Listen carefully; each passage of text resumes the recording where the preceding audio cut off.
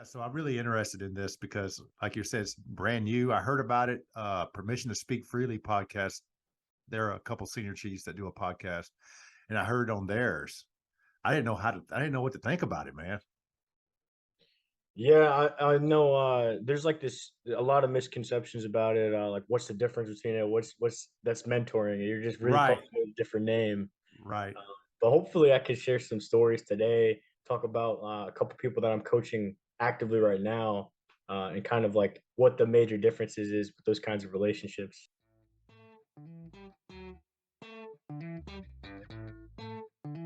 How long have you been in the Navy? Oh, me blow midlife. I'm Jamie Britt, And I'm Heath Britt. and together we are E14. We have 40 years of naval service. And each week we discuss a potpourri of topics, which we like to call smoke pit topics. These are real world topics that concern us, our marriage, and our Navy with a sailor twist. So join us each week. As we dive into the deep end. Booyah!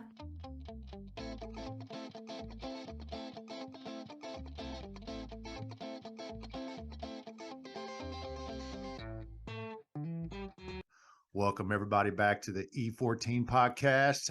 I'm your single host today, Heath. Jamie's still doing her Chief Select hiatus. So right now it's just me, but that's all right. Joining me today, he's on shed some light on us on this new coaching initiative in the Navy. ETV1, Lawrence Bueno. Hey, welcome to the show, my man. Hey, thank you for having me. It's a huge honor. I really appreciate it, especially being part of that like season 5 inspirational leadership. I'm Yeah. actually a listener, so I appreciate that. There's some huge honor people that have been on this podcast, so I appreciate it. Yeah, it's good to be here. No, my pleasure, Lawrence. And for the people listening, can you introduce yourself? Tell us a little about yourself. Yeah, so I'm TV1 Bueno. I'm over at ComSub Lant. So what I do now is I deconflict the submarine water space. So it's actually pretty interesting. I didn't think I was going to enjoy being stationed in Norfolk as much as I have, but just being a submarine guy, getting to be stationed around a lot of like different surface sailors now, and like kind of picking their brains and seeing how the different communities are. A lot of times as submariners we get very isolated. We're thinking we're like the only people Yeah. in the Navy, so it's obviously not the case. Right, man. So you're a bubblehead. No offense, Yep. but you're a bubblehead. Cool. And I heard you're a submariner, not a submariner. I had a cob I worked for who went from the sub fleet. He was an air station CMC when I was a chief and senior chief. He didn't like submariner because sub means you're beneath a mariner. So he's not beneath nobody. He's a Yeah. submariner. So how tall are you? Oh man, I'm not that tall. I'm like 5'9". Yeah. So that's still pretty good for being a Yeah. bubblehead. So you don't bang your head too much. No, no, no. I'm perfectly sized, I think. Because I was on the Emory S. Land, which was a sub tender back in the day. And so I've been on a few subs, did some calibrations for them, things like that. I was on a few. It was tight quarters, man. You guys, hats off to you guys for living those tight quarters. So you a fast attack guy or a boomer? Yeah, yeah, I'm a fast attack guy. My first submarine was it was a PCU Colorado at the time, and then when I first got there, it's 3 different pieces. So they sent us TAD to several boats. Like I was on the USS Missouri. Now they're out of Pearl. Yeah. So yeah, I was on Colorado, and then I did some time at ComSub Deveron 5, the special projects units over there. So how long you been in? I've been in for 8 years, actually. 8 years. Yeah, Okay. 8 years Good and a couple deal. months. Mhm. Good deal. So, you're a Navy coach, which is a new initiative. And I was telling Lawrence earlier when I heard about it was my friends over at the Permission to Speak Freely podcast. Great show. Y'all should definitely listen to it. I heard them talk about it, and it was a lot of questions. They had just heard about it. I was already retired, freshly retired, and I was like, wow, I never heard of this. So Lawrence is a coach. He is a Navy coach, trained, right? Trained, Yep. went through all the training on it. He's gonna talk to us about it. So first thing I want to ask you, man, what's the difference between a Navy coach and your basic mentor that we as senior enlisted did anyway? Yeah, so I'm sure a lot of people on the podcast are familiar with mentors, right? As an LPO, I'm constantly mentoring my division, my department, and I'm showing them, hey, this is kind of what I did to get to where I'm at. This is what has worked well for me. This is what hasn't worked well for me. And a lot of that mentoring relationship is learning from me. Whereas coaching would be I have to have zero experience in your specific rating and your specific life challenge going on, and I can coach you through that. So here's an example of this. Someone that I'm coaching right now, uh, she recently just moved to Japan. I've never been to Japan. I've never like been over in that side. This is the first time I'm actually in Hawaii right now. And so part of it was like they're stepping into a new role. They're in a whole different rating than me. I have no operational experience with what their rating is. But the thing I'm coaching her through is stepping into a new leadership role from day one, having that like standard that she wants, as well as getting through the moving process. So some things that come up in that is asking like really open-ended, powerful questions and like really trying to listen to what they're saying. So at first it might be the kind of whisper of what you hear is like, oh, I really want to be the best LPO from day one.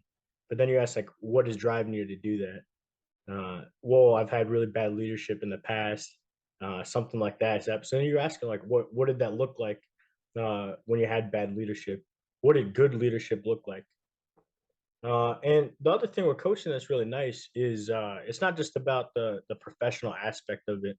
It's also like your personal goals and stuff. So another person that I have is like he's getting ready to transition out the Navy. So 6 months from now he gets out, and that's like a big. I really want to make sure that he's like as ready as he could be, because a lot of times it's so easy to just a leadership be like, oh, we're gonna send him a TGPS a year out, and then he's good to go. But like, really, what does that look like 6 months out? What do you want to have done at that 6 month mark? And so it's a longer relationship than just like short term. Hey, this is what I did. This is all the resources are for you. No, it's like, hey, what does success look like for you? Badass. So where did the training happen? I mean, how much training did you have to do? Where'd you go for training and all that? Yes, so it was actually that's a great question. It was really intense, 80 hours of training and then 20 hours of hands-on like coaching. Uh, and that was through this civilian company called Flatter Inc. And they actually train the Army has an Army coaching program as well as the Air Force. So we had a lot of Air Force senior enlisted as well as senior officers. Okay, so you had 80 hours of training. Do you have to maintain training? Do you have to maintain proficiency? Yes, yes. So that's part of it. And then there's a bigger governing organization called the ICF. So through the ICF, there's also like different requirements to actually get different certifications. So this is just like the baseline training. And then through the Navy has their own governing with it. But yeah, it was really humbling because I got a lot of experience with like some some really like higher ups and like other branches, even in the Navy wise. I think there were only two other first classes out of the 12 of us in this last cohort. So Wow. there's a lot of senior, a couple senior chiefs, a bunch of like one of the RDCs, a lot of lieutenants, and a couple commanders. So yeah, it was like very humbling to be in that and being selected for that. Holy cow. So that sounds intense. So I want to use an example. You said you have somebody you're coaching right now that's in Japan, female, right? Yes. Yeah. Okay, in Japan. And I guess she's trying to be an LPO. Is that where she's taking those leadership steps at her new command? Yeah. Yeah. So somebody that's I'm not mean this as a diss because it's like you're a submariner whose relationship with females out to sea is limited. You know, it's Yeah. just the way it is. How do you put yourself in that mind frame to mentor somebody? Is this female? Is she a surface fleet or is she in the sub fleet? Aviation? What part of the Navy is she in? Oh, so they're administrative, and again, that's completely different than what I do, like you kind of said. So, Yeah. like, like not really mentoring, but just really kind of trying to form the questions that are going to be thought provoking to them. So it's So, the basically I kind of get it now. It's hard for me to get out of that mentor mentality, right? yeah, Because it's to me in my mind it's so close, but yet it could be further apart from each other. So you're basically just getting that person, him or her, to think about how they're going to get the goals they want. yeah, exactly. Like the answers are coming from the person being coached, as opposed to me, the in a traditional sense, like the mentor. Right. If you want, we could kind of spend like maybe like a 5-10 minutes, and I That'd could be try to great. coach you if That'd you'd be love. good. I need a lot of coaching, man. Yeah, yeah, I'm and the, I'm I need a dumb. lot I'm of a dumb practice. redneck, man. I need coaching. Oh, yeah, No, I would love that. I would love yeah, that. We'll do that toward in a minute because that would be great because mhm. that would definitely help the listeners differentiate. Yeah, yeah, sounds good. Yeah, I'm So, definitely could use the practice. damn, I'm down with it. How long you been doing this? So we just graduated actually a month ago yesterday, September 15th. I got my graduation cert. So yeah, I'm freshly qualified, fresh coach. So all the listeners Nice. out there too, they can definitely reach out. Awesome. And how did you get, is there like a website or a place where people look for coaches or they assign them to you? So the Navy coaching, if you go on like the My Navy HR page, there's like a section in the talent management section where it's like My Navy coaching, and there's a contact email there.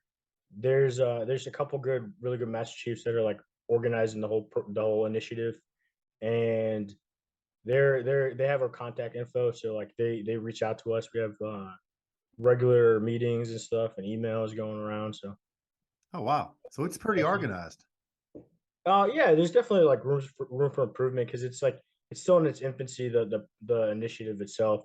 So I think that's kind of where like the first classes, the chiefs in the program can really just take it and really improve on it. Awesome. Awesome. Now, would you be able to coach a scene like an officer or is it keep enlisted with listed officers with officers, chiefs with chiefs? Does it, or No, does you it matter? can you can definitely coach anyone.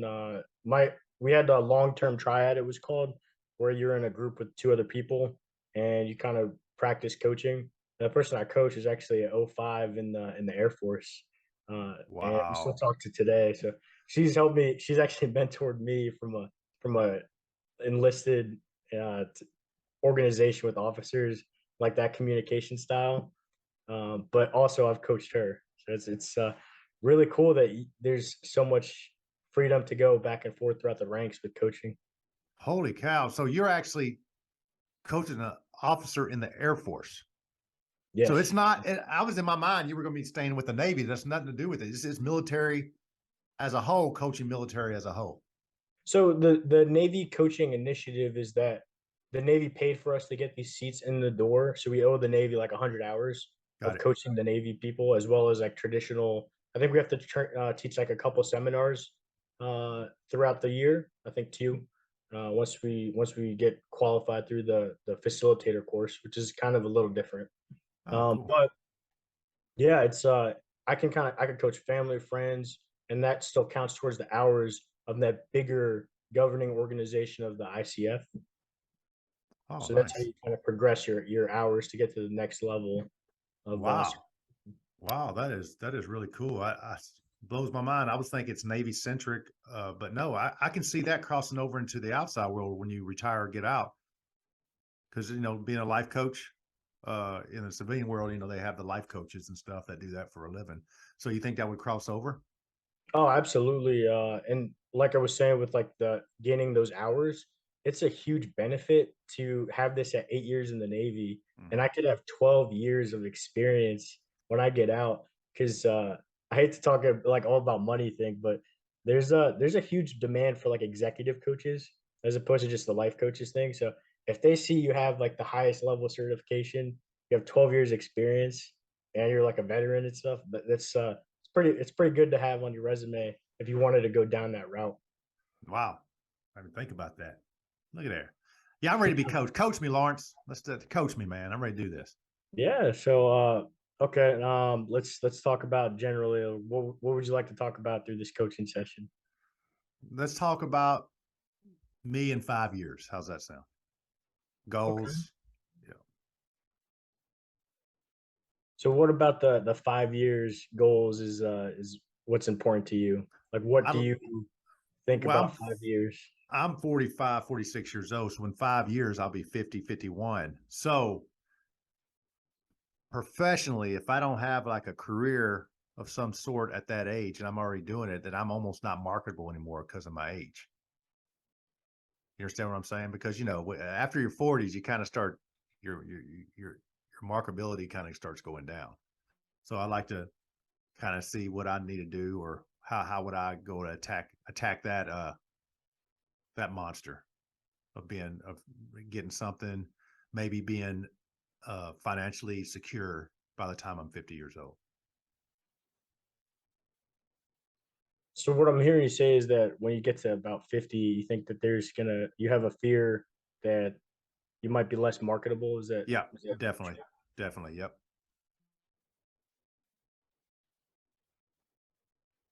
So what kind of things come up what kind of emotions do you feel when you think about being 50?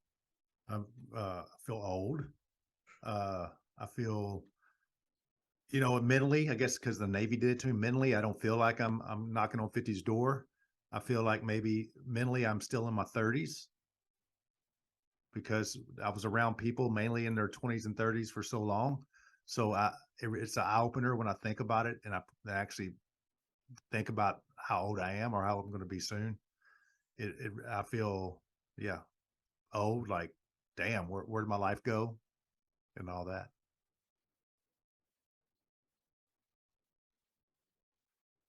So what would you like to accomplish by the time you're 50? Like what would that perfect 50th birthday look like for you? I'm already established, which I am somewhat. The Navy has helped me do that. So I got retirement, VA benefits. So that's part of it. But I want to be established. If I want something, I want to go be able to buy something. You know what I mean? If my kid needs something, I want to be able to, okay, we'll go get it. Like, need, not want necessarily, but need. I don't want to. I don't want to be I guess within reason. I don't want to be what do they call it? A slave to my financial situation. Basically, I want to have financial freedom. So what would financial freedom look like for you? Uh, being able to pretty much, if I need a new car, I can buy a new car. For example, with my wife still in the Navy, would have to still like move and buy a house wherever we go, or at least rent a house wherever we go. I want to have at least like 10 grand just put away somewhere just in case I need it. Not a retirement fund. That's just like an emergency fund, 10 grand. And like I said, be able to afford what I want to afford if I like and I know I'm sounding possessive, like possessions are big, but you know what? I believe a person works hard their whole life, they deserve that. So I'd like to be able to if I within reason, if I wanted to buy something, I'll go buy it. I'd like to be like combined, me and my wife doing about $300,000 a year. If everything stayed the same as it is now. Now, of course, if the economy goes to shit and everything, inflation gets 100 times worse than it is now, I'd like to be able to make money to match inflation. But for right now, if I had 300 grand a year, I'd be pretty happy. Yes, I heard you say something kind of interesting with yeah, you feel like you deserve that after working your whole life, especially at 50. You would have been working for almost like what is it, like 32 years if you join. I Yeah, don't know. If you join, yeah. I did 26 years in the Navy. Yeah. So yeah, if I keep working for another 4 or 5 years, I'll be plus 30 years of working. Yeah. Yeah. So what other I know. So we kind of identified the financial freedom is important to you and to your family. What other things do you think like you deserve, or what else is there other than the financial freedom aspect?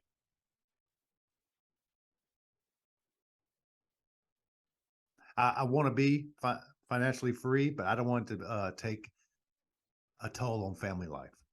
Do you know what I mean? I don't want to be the guy working 80 hours a week to put food to get to meet that goal. Do you understand what I'm saying? So I want a good home life and good financial freedom. And I think that with that, I think I'd be pretty happy. So when you say pretty happy, how do you get to man ecstatic? Like what does ecstatic Oh, look like for no. you? That's ecstatic. Yeah. That's Yeah. ecstatic. That's ecstatic. Okay. Yeah, Yeah. that's good. No, that's good. Pretty damn ecstatic. Very Yeah. ecstatic. Yeah. Can you talk a little bit more about the work-life balance thing? What is that? What is a perfect work-life balance for you, man? Because you said like the 80 hours a week is too much, but like Yeah, I can do probably between 40 and 50 hours a week. I think that's a fair balance. Okay, and is there anything else you think you'd like to deserve after that 50th birthday, like the work-life balance, the financial freedom? No, I think yeah, that would be good. That would make me happy. Okay, and just for the sake of this kind of like training exercise thing, uh, what was kind of the most helpful thing out of our conversation today? You got me to think. Hmm. That was pretty good. You got me to think because I can just say I want money, right? But you were digging me, making me dig a little bit more into what I wanted. You know what I mean? And that's something that I don't worry about that so much now, but I did at retirement. You know what I mean? I did at retirement because I didn't want to, because you do 26 years on anything, you feel, you're doing it, you're at the top of your game for so long, and then you just all of a sudden you're not doing anything. That's kind of a, pardon my French, a mind fuck.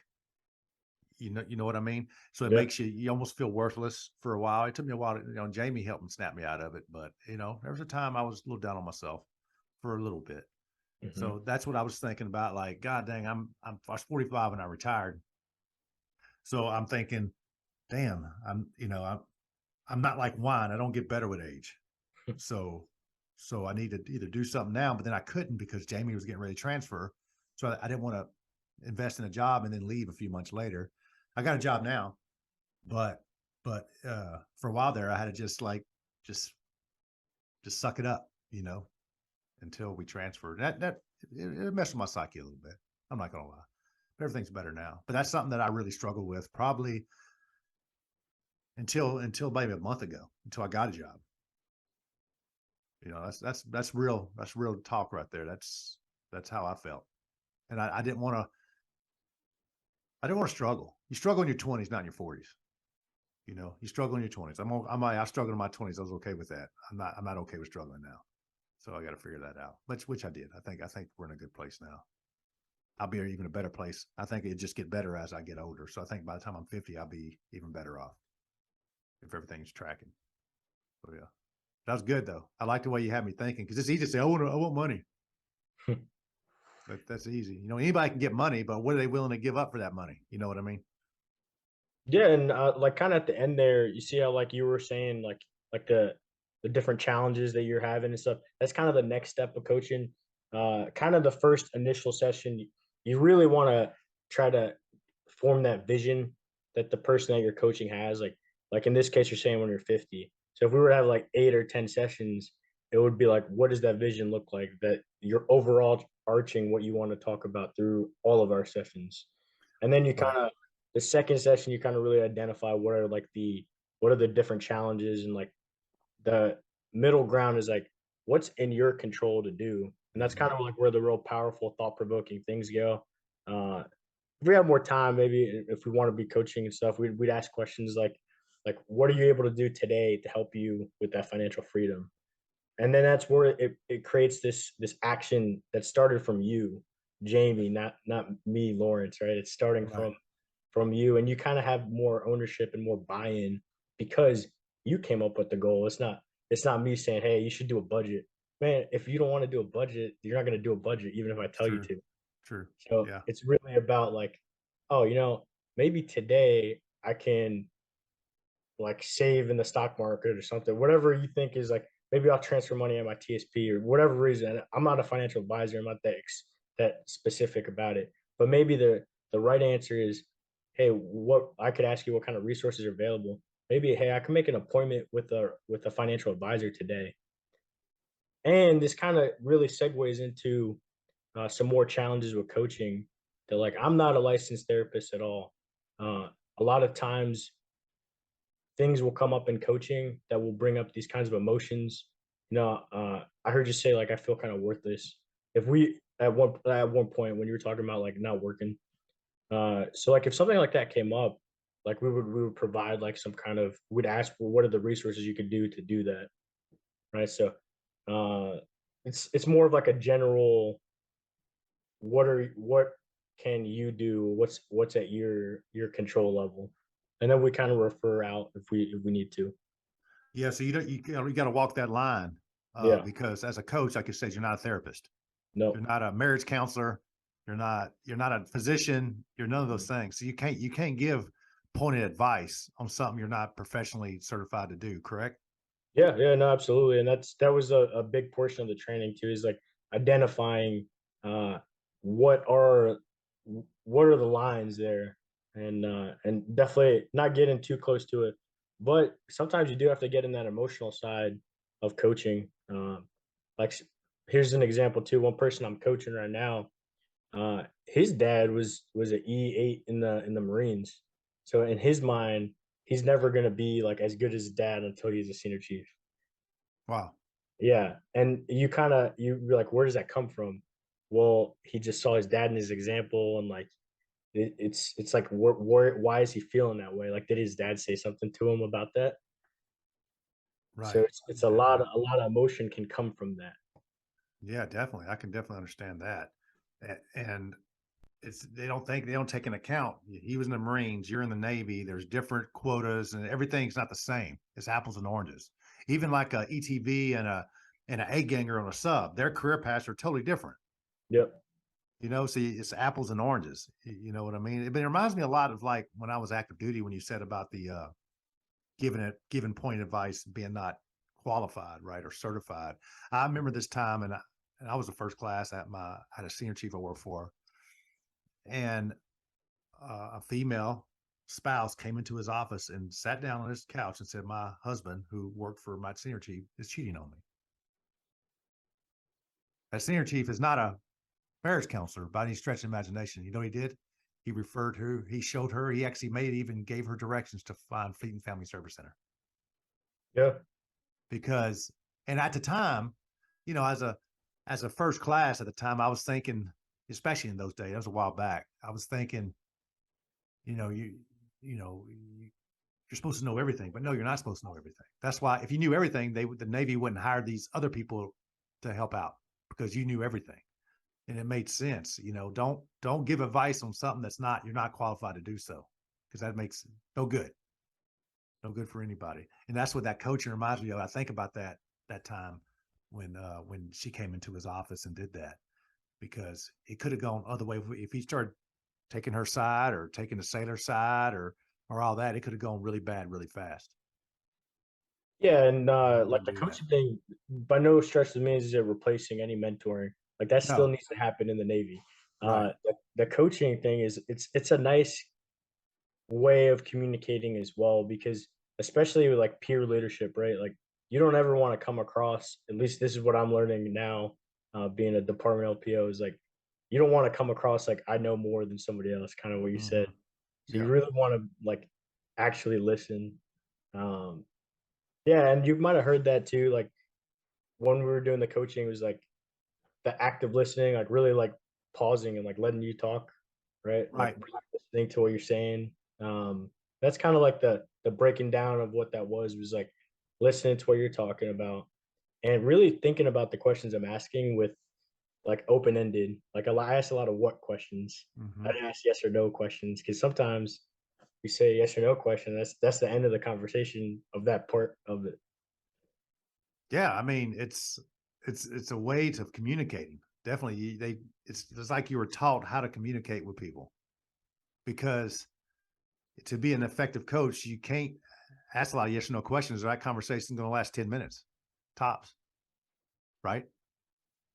Yeah, and that's something that I can use moving forward in my Navy career throughout the next 20 plus years, maybe if I stay in that long, right? So uh I'm super grateful that I was able to be a part of this so early in my career. Yeah. 8 years in, super early. So what motivated you to do that? You saw it online, or somebody came to your command, or what? Yeah, so I would say I've identified some kind of need for this back on my first submarine. I don't want to get too tragic and everything, but I showed up to my submarine, my division NAVDIV, with 4 people from the same A school class. So we were already together for a full year. Wow. Yeah, and so a couple years in, we're qualifying submarines together, we're qualifying the same watch stations. And like I said, it was a PCU, so like it's not super strenuous in the beginning, but then it gets really, really Mhm. hard when you have to get the submarine out. Yep. Same with any plank owner that has done that. So it's like we're kind of ramping up the op tempo, and two out of the four sailors attempted suicide. Wow. One of them unfortunately passed away. Actually, almost 2 years to the day. Wow. I'm sorry, almost 3 years to the day in October. So, yeah, it was pretty intense. And then the third sailor, other than me, he got medically discharged for like kidney stones and stuff. So, out of the four people that I came with, like I was raised with in the Navy, I was the only person to kind of stay in. So, like, I did a lot of reflection on it when I found out that he died because it was the first news we got when we pulled into Norway on our maiden deployment. Hmm. That was like tragic. It just hit me so heavy. I was thinking about it, I was like, what was like the difference between me and these four other people or me and these other three people? Because we had the exact same upbringing in the Navy. We had the exact same careers up to that point. And I was the only one that was on deployment then. So like when I got the news, I was like so emotional. And me and my chief, we were together that whole time too. So me and my chief were like really close, and we were just like looking. I never like cried that hard and like in another man's like that close to him like that. And yeah, it was heavy. It was heavy. And I look at it, I'm like, so I was I'm from New Jersey, so I'm close to Connecticut. So I had a good family support system.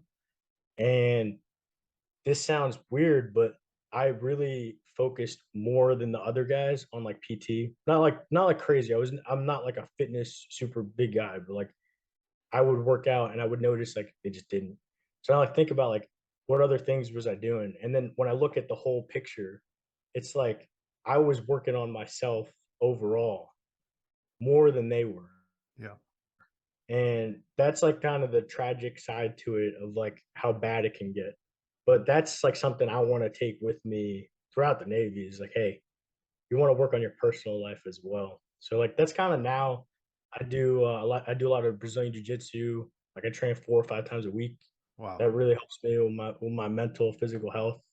Um and even like confidence and being humble. Like I think jiu-jitsu is great for me. Yeah, so kind of looking at that need for like the whole sailor. Like we hear these phrases all the time of Hmm. like warrior toughness. Like what does that mean? Like it's one thing to hear from a senior chief or a master chief that nobody knows, but like you hear a first class talking about it. It's like, oh, maybe this like means something. Like Yeah. maybe it's actually helpful. Wow. That's deep, man. So you started out in the Navy. It was rocky. Yeah. I mean, with your shipmates that you showed up to the boat with. Yeah. Wow. All right. That's crazy, man. That's crazy how you were like all the people that showed up with you, you're the one that stuck around. Yeah. But And and that the fact that you were taking care of yourself, it's important. That's something that people like when I first came in, it wasn't like that. It was like, mission, mission, mission, mission, mission. You worry about yourself when you can. Mission, mission, mission. And now like it made a round turn on that. Hey, take care of yourself because you ain't worth a shit to nobody else if you ain't taken care of. And that's cool. That's cool that you did that. And I can see how that probably molded you into wanting to become a coach and help others. That's awesome. That's awesome. So, like you said, you were kind of like almost felt like a lot of stuff you went through in the past kind of made you want to do this. So, when did you first hear about it? so I'm smiling now because uh I got well, not burned on like this nav admin question, but I did this Sailor of the Quarter thing for the quarter one. I Yeah. won, but they asked me one random question about a nav admin.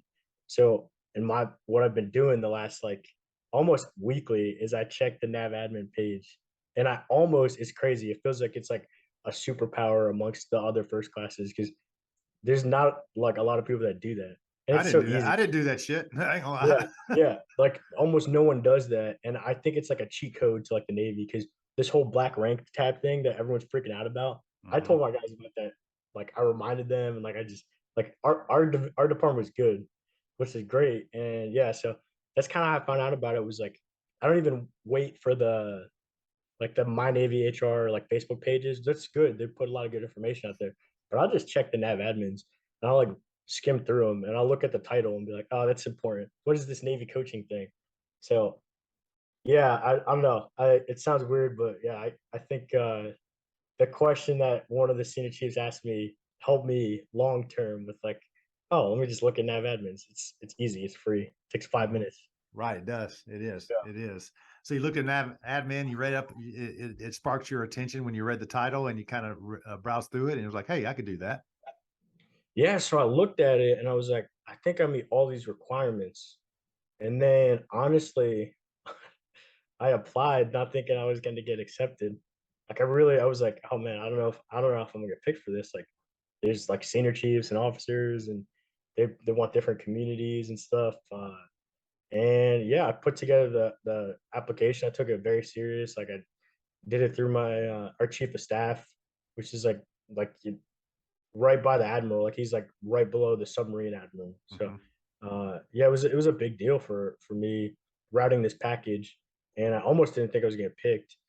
And the training was like so not hard, but it was like during kind of some of the worst hours for the work week. So it was like 10 to 1200 Tuesday, Wednesday, Thursday. Yeah. So that was like thankful to my department, my division, really helping out when I'm doing training. But that in itself was kind of like a huge challenge because I really had to communicate before I left for training. What did that look like? Because my building, I couldn't have my laptop or my like there's no Wi-Fi, nothing like that. Right. Yeah, so like had to have like a good plan every single day, which challenged me as a leader, and it really helped.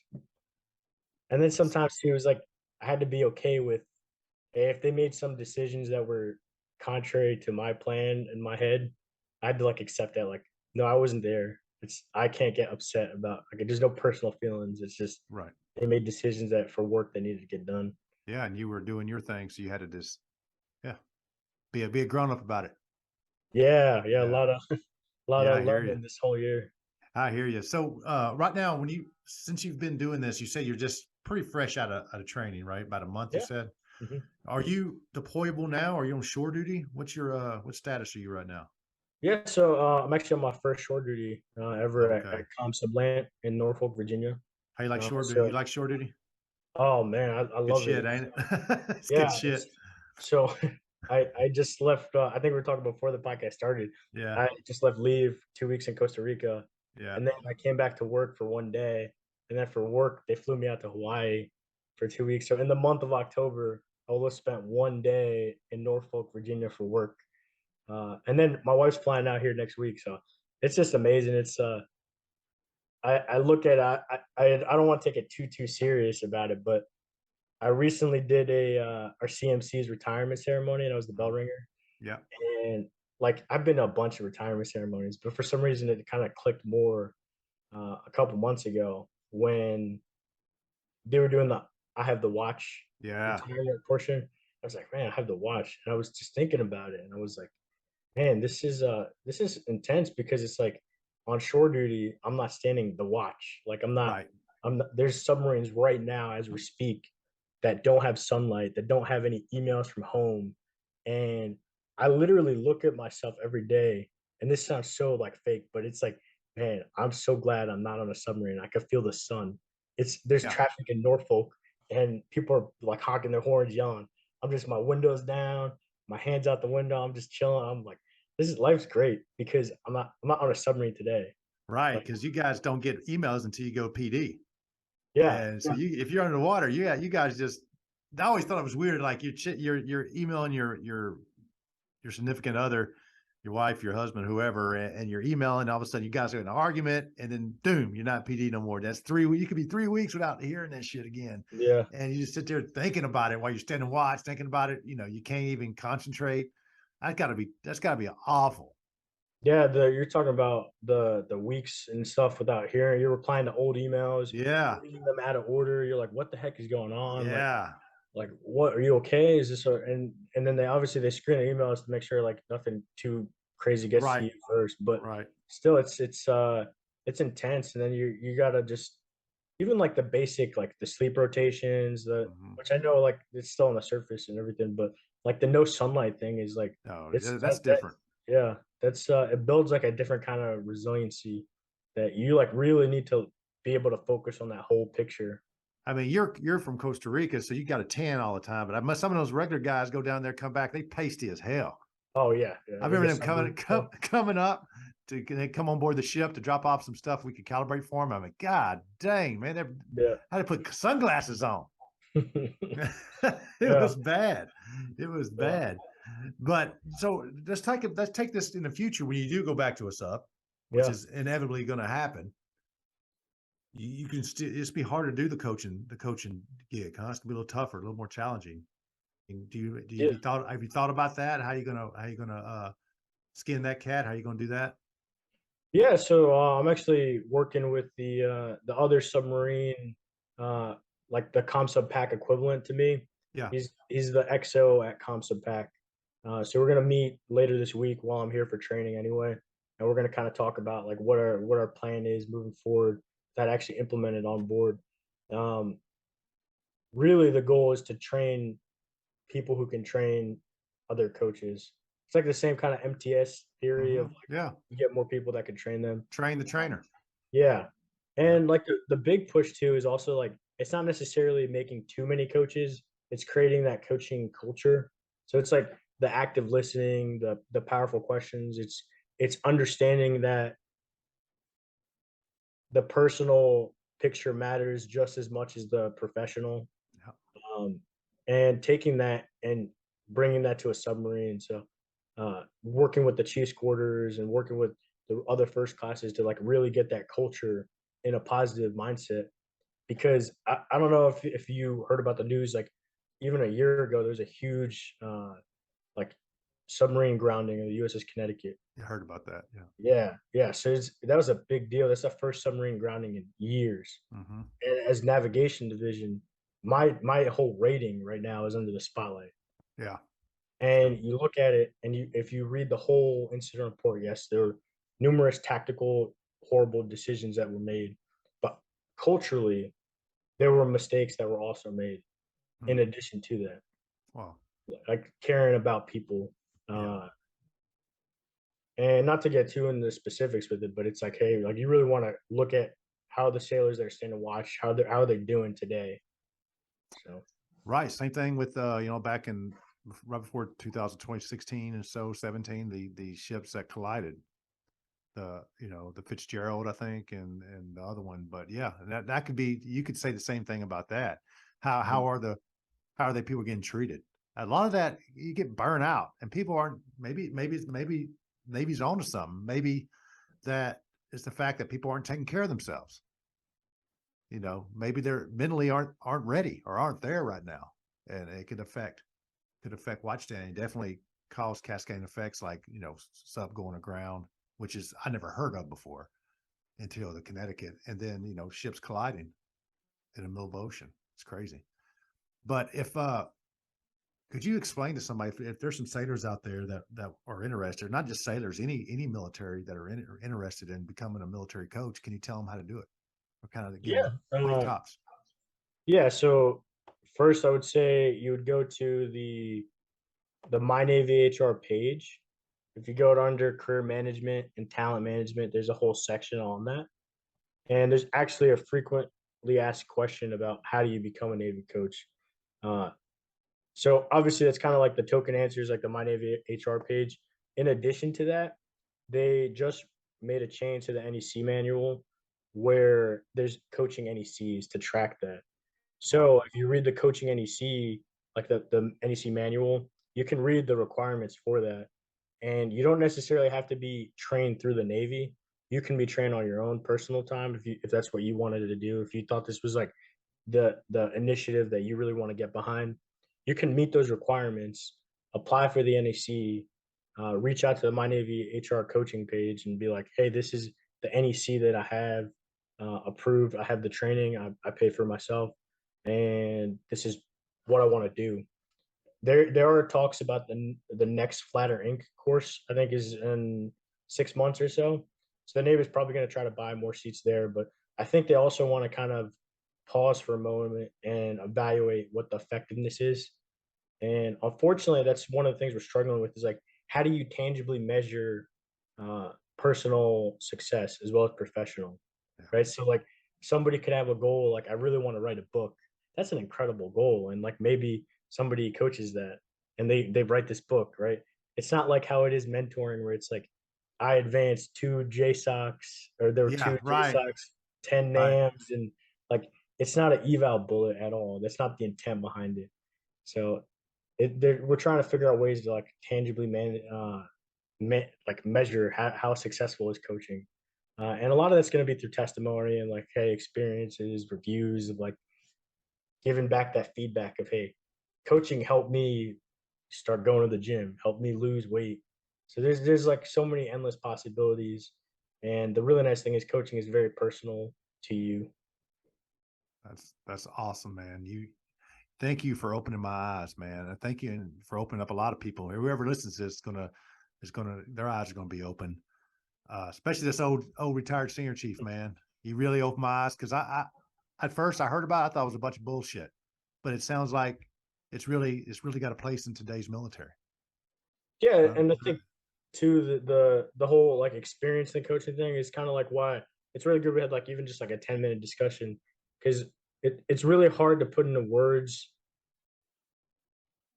the feeling of like being asked thought-provoking questions yeah, because even like the people listening, uh it's hard to really think about that. I would say to anybody listening right now, like the biggest thing is try to like create this vision and like this we call it a house of leadership. So like what your pillars are forced on or like what your priorities are in life. And then try to think of a goal and then try to imagine what is actually in the way of that goal and what is actually in my control to do to fix that goal. And great. if there's something outside my control, it's a little bit of stoicism. But like if something is out of my control, do I need to stress about it? The answer is probably no. Yeah, yeah. It's good. That's a good way. And I had my LPO tell me that one time I was a young third and I was getting pissed off about something. He goes, "Can you control it?" I'm like, "No." He goes, why are you getting pissed off about it? It's just raising your blood pressure for no damn reason. This Yeah. control what you can control, right? Mhm. That's all you can do. Hey, Lawrence, thanks again for coming on, man. We're gonna close out, but if you could stick around for a minute and BS with me for a second before you go for the day. Oh, absolutely. Yeah. I appreciate it. Awesome, awesome. Hey, so everybody, we just been listening to Lawrence Bueno, ETV one type, bubblehead, submariner. Tell us about Navy coaching. Thanks for opening our eyes, Lawrence. And I'm looking forward to hear more about your path in Navy coaching, man. And with all our listeners out there, we wish you fair winds and following seas.